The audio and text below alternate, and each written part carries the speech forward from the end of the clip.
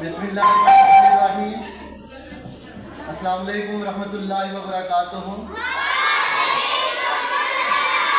सबसे पहले आज यौम तासीस के मौके पे तमाम तलबा असातिज़ा हमें दिली मशकूर हूँ कि इतने बेहतरीन प्रोग्राम का इनेकाद किया। आप सबकी काविशों का बेहद मशकूर व ममनून हूँ। बेसिकली जो प्रोग्राम ऑर्गेनाइज किए जाते हैं इनके पीछे एक थीम होता है, थीम ऑफ स्टडी होता है, उसको अंडरस्टैंड करना लाजमी है। आज जुमे तासीस के मौके पे इस बात को जानना ज़रूरी है कि हिस्ट्री ऑफ कश्मीर क्या थी, क्या है, हमारा वजूद कब से है, हम कब से एग्जिस्ट कर रहे हैं, हमारा कल्चर हमें किस चीज़ का पैगाम देता है।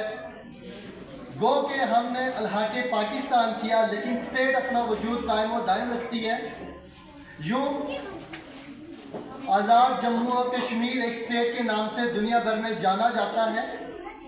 हमारा वजूद दुनिया में 102 ममालिक से बड़ा है। अल्हम्दुलिल्लाह हम ताक़ियामत अपना वजूद कायम व दायम रखेंगे इंशाअल्लाह। हिस्ट्री के ऊपर मैं थोड़ी सी नज़र दौड़ाना चाहूँगा। हमारा जो कल्चर है ये बेसिकली कहाँ से आता है, हमारा वजूद कब से है। तो इन शॉर्ट अगर मैं बात करूँ तो पर्शियन जो हिस्ट्री है हम वहाँ से ओरिजिनेट करते हैं। कश्मीर के अंदर जो आपको तमाम कल्चर नज़र आता है ये पर्शियन है। इसकी जो बुनियादें हैं फारिस से बिलोंग करती हैं। उसके बाद कश्मीर के अंदर हिंदुइज़्म आता है, बुद्धिज़्म आता है और फिर सबसे आखिर में इस्लाम ने अपना बोलबाला आज़ाद कश्मीर की सरजमीन पे। सवाल ये पैदा होता है कि हमारा हिस्ट्री के अंदर वजूद कब से है। गो के मैं ज़्यादा दूर तो नहीं जा सका लेकिन अपने इल्म के मुताबिक 5500 ईडी से हम लोगों ने आज़ाद कश्मीर की हिस्ट्री को जांचना शुरू किया। 5500 ईडी के ऊपर अगर मैं बात करता हूँ, 4000 साल खित्ता कश्मीर के ऊपर हिंदुस्तान काबिज रहे। 4000 साल हिंदुओं ने यहाँ पे हुक्मरानी की।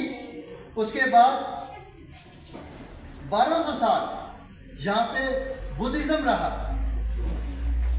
बुद्धिस्ट रिसेंटली एक मज़हब की शेप में सामने आता है, 400 साल पुराना मज़हब है। उसने भी अपनी जड़ें यहाँ पे गाड़ी। यहाँ की जो लोकल लैंग्वेज कंसिडर की जाती थी संस्कृत की जाती थी। कश्मीरी बेसिकली खुद एक कोई ज़बान नहीं थी, बेसिकली संस्कृत यहाँ पे बोली जाती थी और इसी को ही लोग अपनी लोकल लैंग्वेज कंसिडर करते थे। 1339 में शामीर पहले हमारे पास मुस्लिम रूलर यहाँ पे बनते हैं जिन्होंने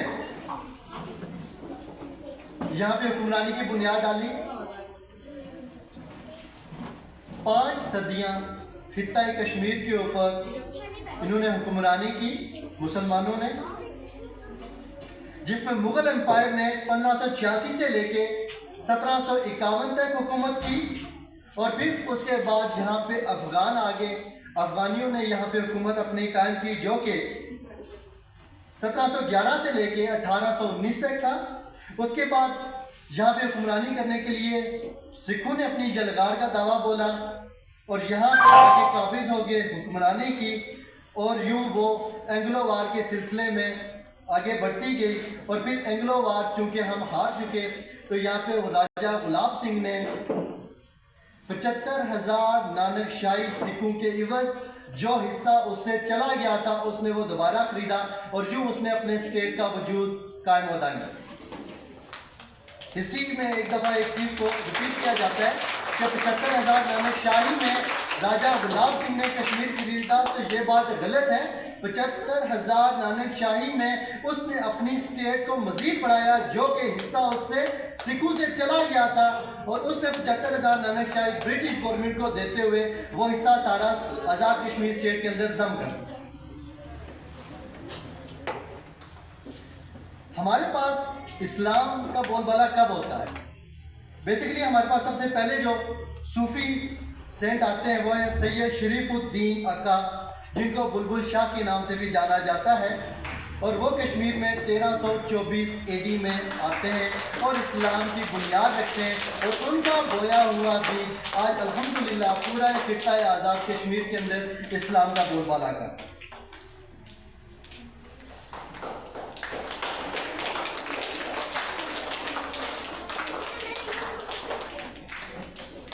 लफ्ज़ कश्मीरी को काशूर के नाम से भी जाना जाता है। जैसा मैंने अपने अल्फाज में पहले भी दोहराया कि हम पर्शियन कल्चर से ओरिजिनेट करते हैं, तो यूँ हमें काशूर के लफ्ज़ से भी जाना जाता है, जो कि आर्यन लैंग्वेज का एक वर्ड है, और यहीं से अल्फाज के अंदर तब्दीली रौना होती है और फिर कश्मीरी का लक़ब हमें दिया जाता है। मोस्ट प्रोबेबली 7 मिलियन के करीब, अगर मैं ये कहूँ तो गलत ना होगा, कि वो इंडियन स्टेट के अंदर रिहाइश पजीर है। हमारे पास काशूर एक लैंग्वेज बोली जाती है, डोगरी एक लैंग्वेज बोली जाती है, हिंदी, उर्दू, इंग्लिश, पहाड़ी, ये तमाम जो ज़बानें हैं ये हमसे ओरिजिनेट करती हैं, और यही हमारी कल्चर, यही हमारी पहचान है। हमारी पहचान बेसिकली सरसब्ज़ और शादाब पहाड़ों से, इन बर्फीले ढके पहाड़ों से, फिर उसके बाद खुले और वसी मैदानों से, हमारे पास छुपे हुए ये जो जौहरी ज़रात हैं, छुपे हुए ज़मीन के खजाने हैं, ये मेरी और आपकी कल्चर की पहचान है। हम अल्हम्दुलिल्लाह मुसलमान हैं और इस चीज़ के ऊपर हमें फ़ख्र भी होना चाहिए। जाते जाते हिस्ट्री का एक ऐसा नाम जिसको मोस्टली हमारे लोग नहीं जानते, मैं अपने स्टूडेंट्स को ये आज बताना चाहता हूँ, अलेक्जेंडर ऑफ कश्मीर कौन था। मेरे अल्फाज के ऊपर गौर कीजिए, अलेक्जेंडर ऑफ कश्मीर कौन था। तो हिस्ट्री के अंदर बड़ा मायनाज नाम ललितादित्य मुक्तापदी के नाम से एक शख्स जाना जाता है, एक ऐसा सम्राट जिसके सामने तारीख में ना तो कोई अपने घुटने खड़े कर सका, ना ही वो कोई जगह उनसे ले सका, और यूं उसने जब भी जहाँ पे कदम रखा और अगले को अपने सामने घुटने टेकने पे मजबूर कर दिया।